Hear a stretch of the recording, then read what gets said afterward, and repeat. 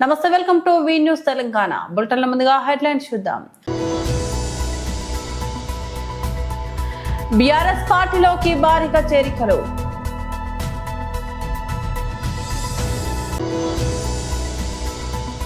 బీజేపీకి ఓటు వేయకపోతే ఎంఐఎం బలం 8కి పెరుగుతుంది. రామచంద్రరావు.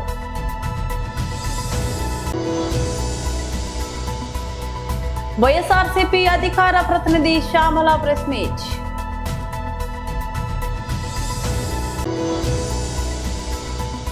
రోకో జోడి అద్భుతం. డ్రెస్సింగ్ రూమ్ లో రోహిత్ కోహ్లీలను మెచ్చుకున్న గంభీర్.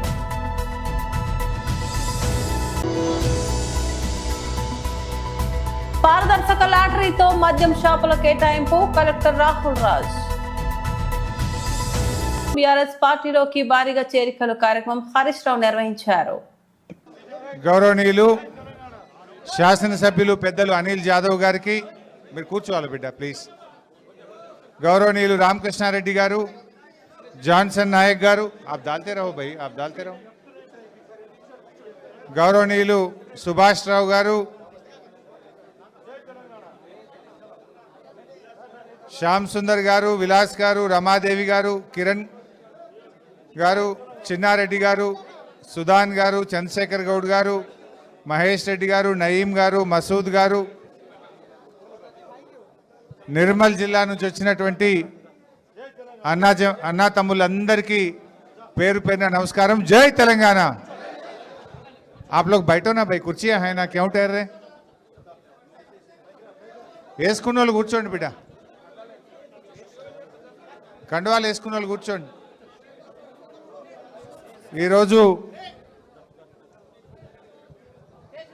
ముదోల్, నిర్మల్ నియోజకవర్గాల నుంచి పార్టీలో చేరిన తమ్ముళ్ళందరికీ పేరు పేరున స్వాగతం, సుస్వాగతం. ఇవాళ రాష్ట్రంలో నలుమూలల ఎక్కడ చూసినా हर किसी को भी पूछो जय तेलंगाना, जय केसीआर बोल रहे. वो निर्मल भी होने दो, हैदराबाद की जुबली हिल्स भी होने दो, जिधर भी देखो केसीआर. वापस केसीआर होना बोल के लोग बोलना शुरू कर दिए हैं. ఇవాళ మన దగ్గర కూడా మీరు ఆలోచించండి. ఉమ్మడి ఆదిలాబాద్ జిల్లాలో సదర్ మార్ట్ ప్రాజెక్టును ఆనాడు కేసీఆర్ గారి ప్రభుత్వం 95% పనులు పూర్తి చేసింది. ఒక 4-5% పనులే ఉన్నాయి. కానీ ఆ సదర్ మార్ట్ ప్రాజెక్టును 2 సంవత్సరాలైనా రేవంత్ రెడ్డి ప్రభుత్వం పట్టించుకోవడం లేదు.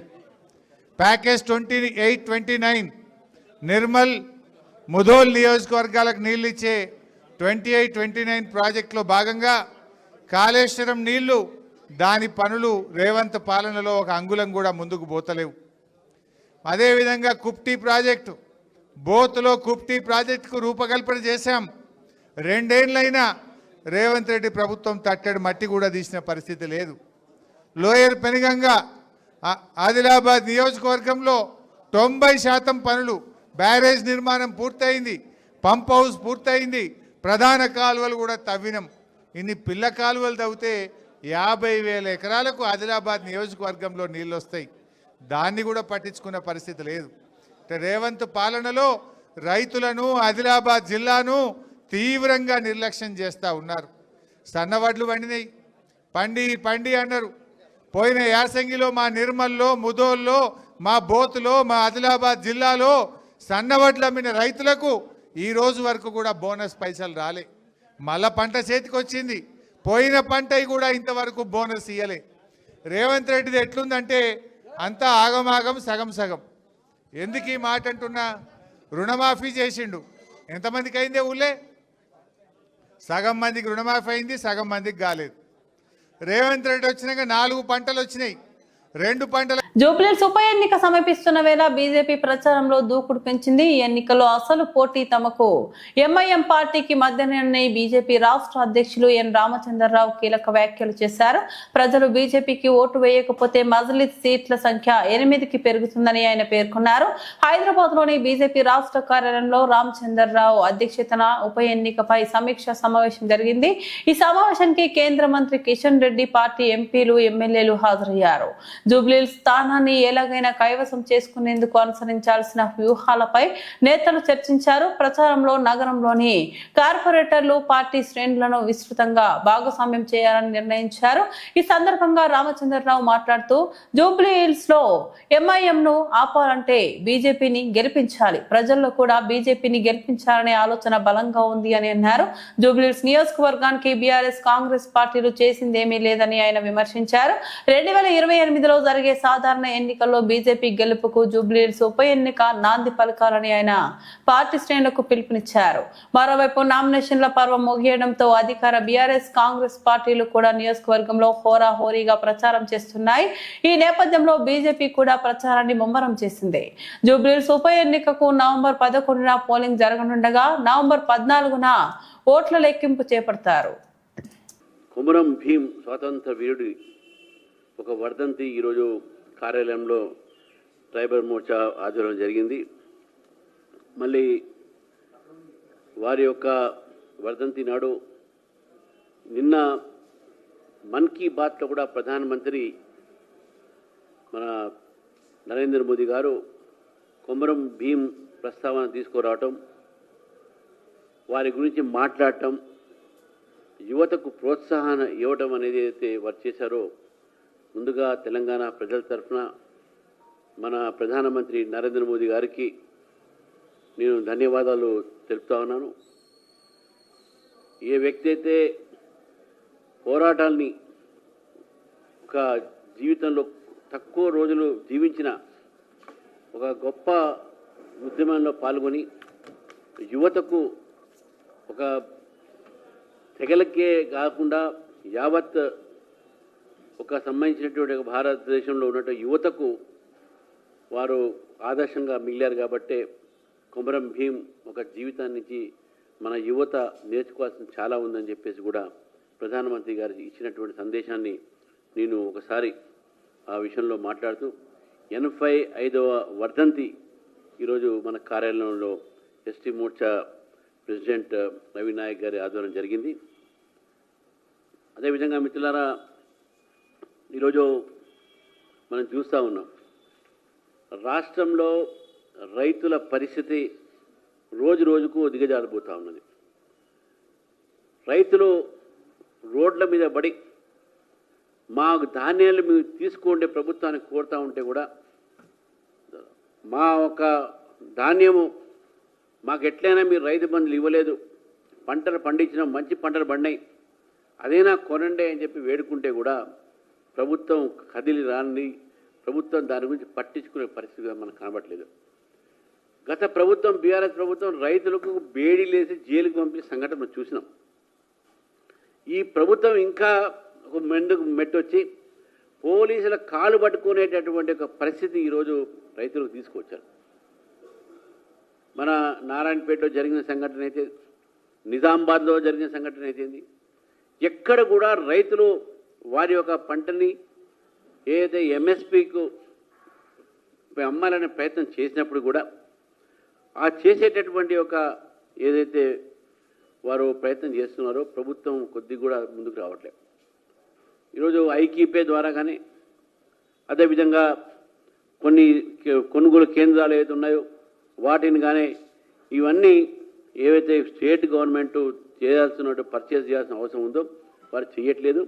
మేము ప్రభుత్వాన్ని డిమాండ్ చేస్తూ ఉన్నాం, రైతులు పండించిన ధాన్యాన్ని మీరు మీ ఐకీపీ కేంద్రాల ద్వారా కానీ ఇతర కేంద్రాల ద్వారా కానీ ఎంఎస్పీకు ప్రభుత్వం కొనాలి, లేకపోతే రైస్ మిల్లర్స్కు వీళ్ళు అమ్మడానికి వాళ్ళకు ట్రాన్స్పోర్ట్ లేదు. వైఎస్ఆర్సీపీ అధికార ప్రతినిధి శ్యామల ప్రెస్ మీట్ నిర్వహించారు. టైటిల్ ఏంటో తెలుసా? సినిమా రిలీజ్ అయ్యి కూడా 1 సంవత్సరంన్నర 18 నెలలు అలా అవుతుంది. ఆ సినిమా టైటిల్ ఏంటంటే బాబు గారి మాటలకు అర్థాలు వేరులే. ఇది సినిమా టైటిల్.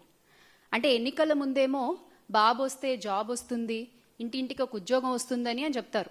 అంటే దాని అర్థం ఏంటి? ఆయన వచ్చిన తర్వాత మద్యం షాపులు వస్తాయి, ఊరూరా బెల్ట్ షాపులు విస్తరిస్తాయి అని అర్థం అన్నమాట. అలాగే ఎన్నికల సమయాల్లో బాబుగారు వస్తే పరిశ్రమలు వస్తాయి అని చెప్తారు. ఆ వచ్చే పరిశ్రమలు ఏంటి? ఈ కల్తీ లిక్కర్ పరిశ్రమలు అన్నమాట, కల్తీ సారా పరిశ్రమలు అని మనం అర్థం చేసుకోవాలి. ఇలా గత 18 నెలలుగా ఈ కూటమి ప్రభుత్వం అధికారంలోకి వచ్చిన దగ్గర నుంచి బాబు గారు ఒక మాట మాట్లాడారు అంటే దానికి చాలా లోతైన అర్థాలు ఉంటాయి. అవి జాగ్రత్తగా ప్రజలు ఇప్పుడిప్పుడే అర్థం చేసుకుంటున్నారు. ఇప్పుడిప్పుడే ప్రజలందరికీ కూడా రాష్ట్రంలో అర్థమవుతోంది. జగన్ గారి హయాంలో గ్రామ సచివాలయాలు, ఆర్బీకే సెంటర్లు, విలేజ్ హెల్త్ క్లినిక్లు, ఫ్యామిలీ డాక్టర్లు అంటూ ఊరూరా మంచి చేసుకుంటూ పోతే వాటన్నిటిని నిర్వీర్యం చేస్తూ వీళ్ళు ఊరూరా చేసింది ఏంటయ్యా అంటే మద్యం షాపులు, బెల్ట్ షాపులు, కల్తీ లిక్కర్లు, తద్వారా పోతున్న ప్రజల ప్రాణాలు. ఈ అర్థాలన్నీ కూడా ఇప్పుడిప్పుడే రాష్ట్ర ప్రజలందరికీ కూడా కళ్ళకు కట్టినట్టుగా అర్థమవుతున్నాయి.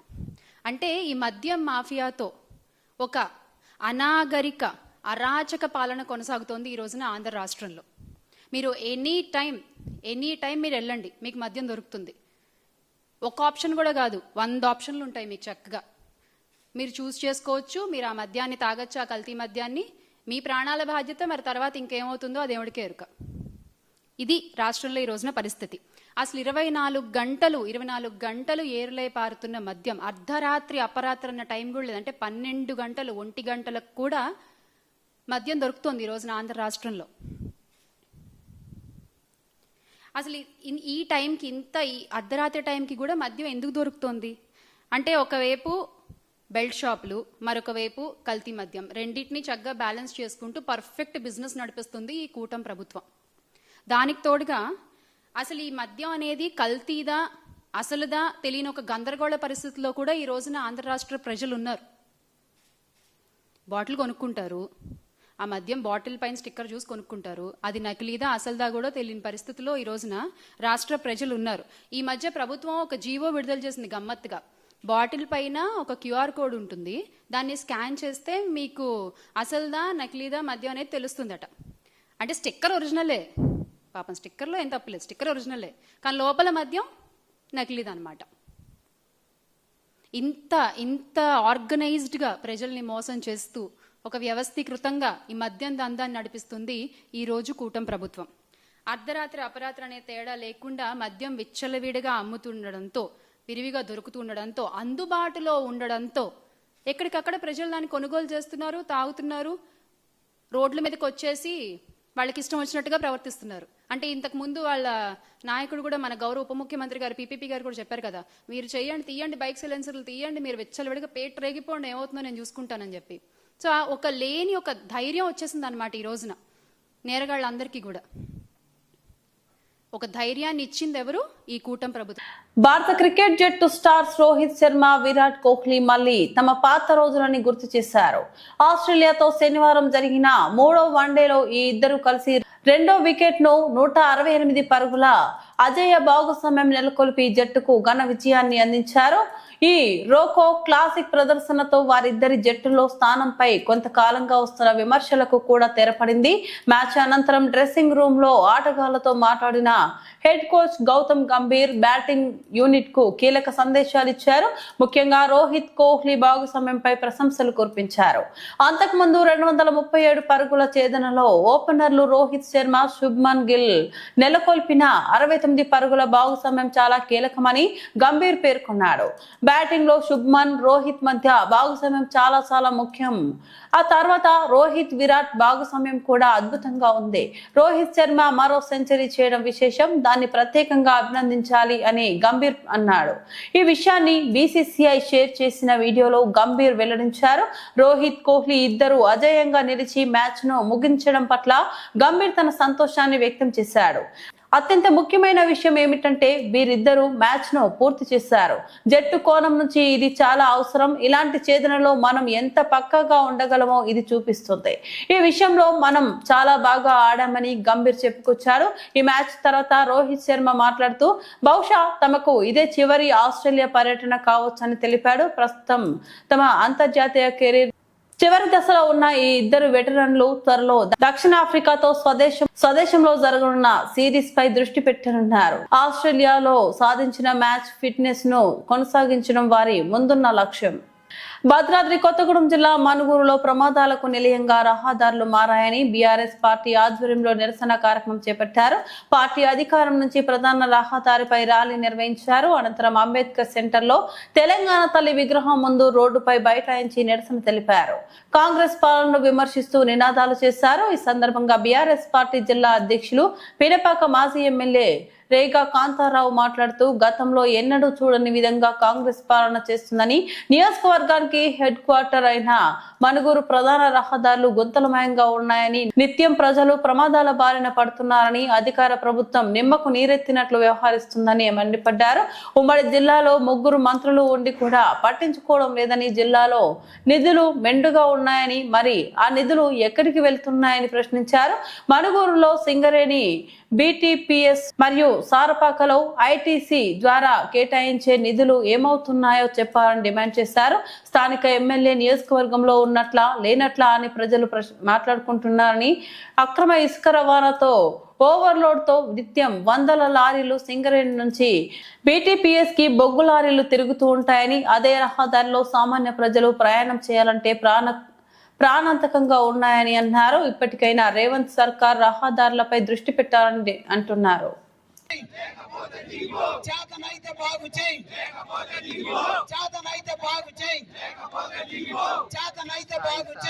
ధ్వంసమైన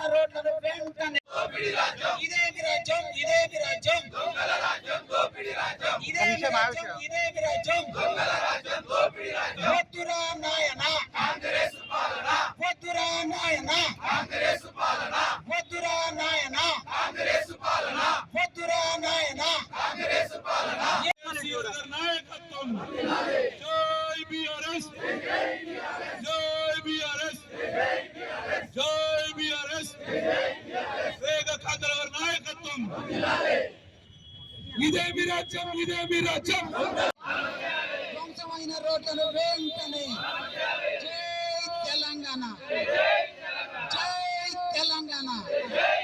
కేసీఆర్ గారి నాయక party BRS party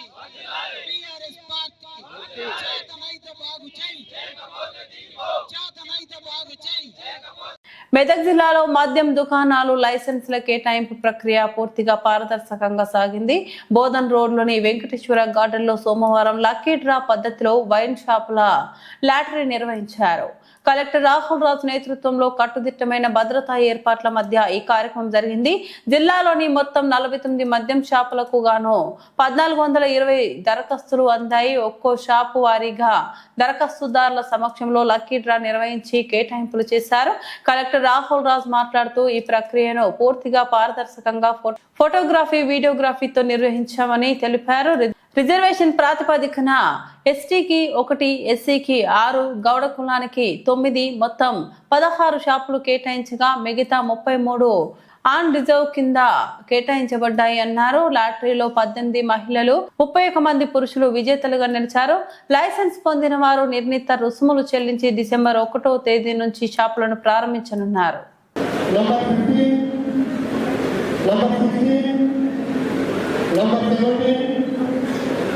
Number 18, number 19, number 20,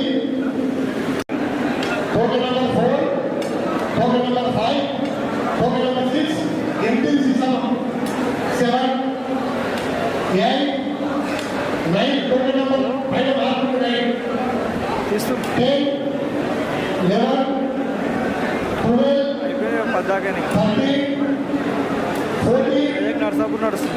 15, 16, 17, 18, 19, 20, 21, 22, 23, 24, 25, 26, 27, 28, 29, 30, 31, 32.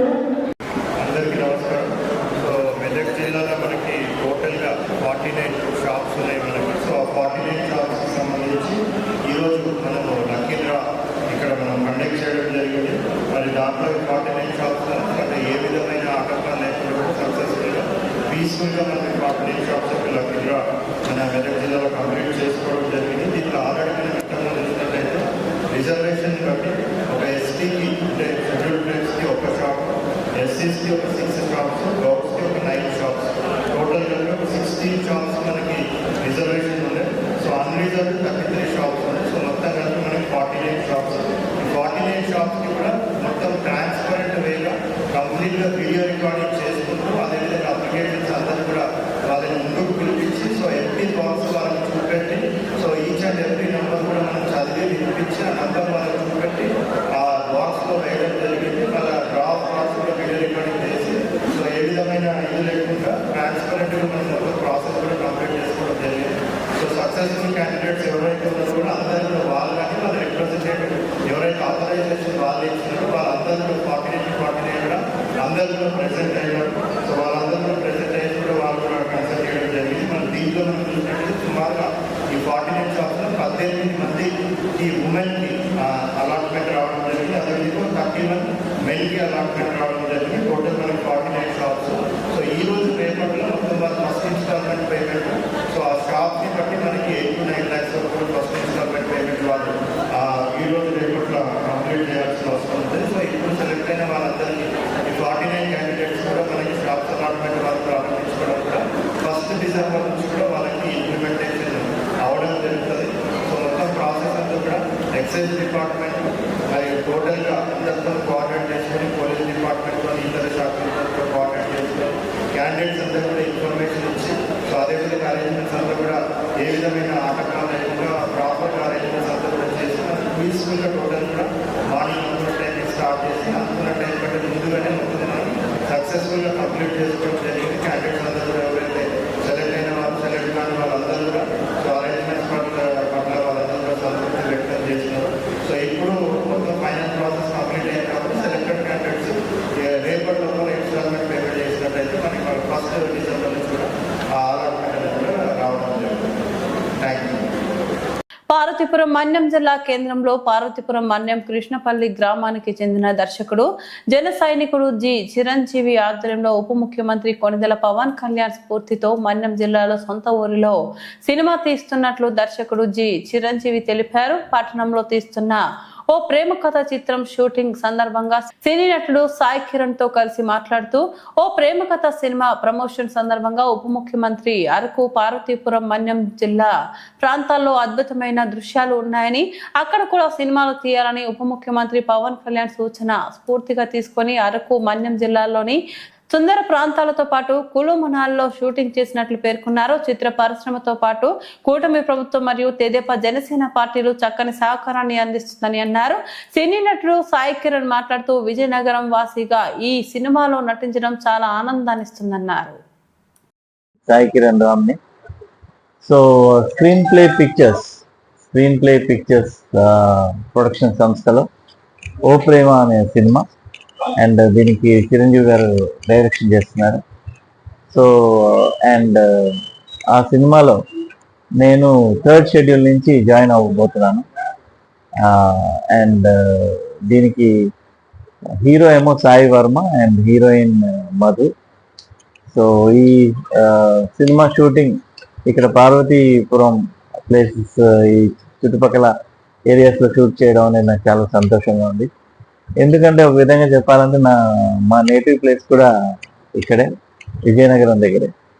So చిన్నప్పుడు ఎప్పుడో వచ్చాను, మళ్ళీ దాని తర్వాత ఇప్పుడే ఇటువైపు షూటింగ్ కోసం రావడం చాలా ఒక విధంగా చూస్తే గర్వకారణంగా ఉంది, చాలా హ్యాపీగా ఉంది.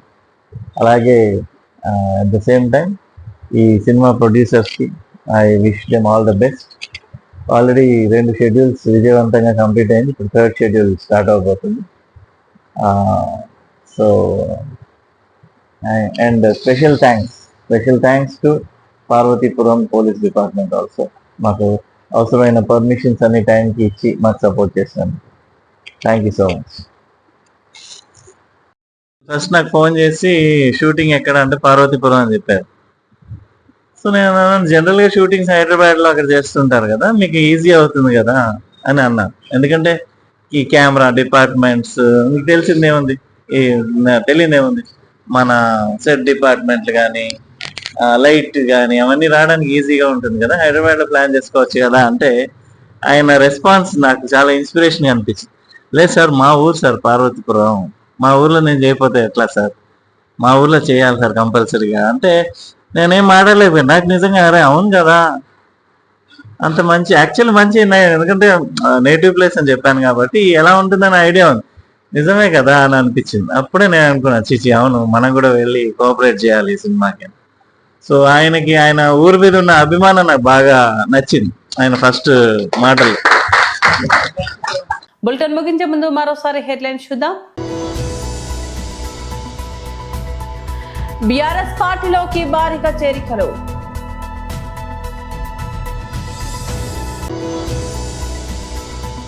బీజేపీకి ఓటు వేయకపోతే ఎంఐఎం బలం 8కి పెరుగుతుంది రామచంద్రరావు.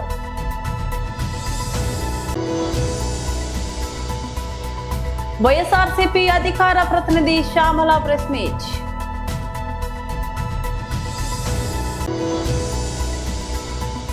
రోకో జోడి అద్భుతం, డ్రెస్సింగ్ రూమ్ లో రోహిత్ కోహ్లీలను మెచ్చుకున్న గంభీర్.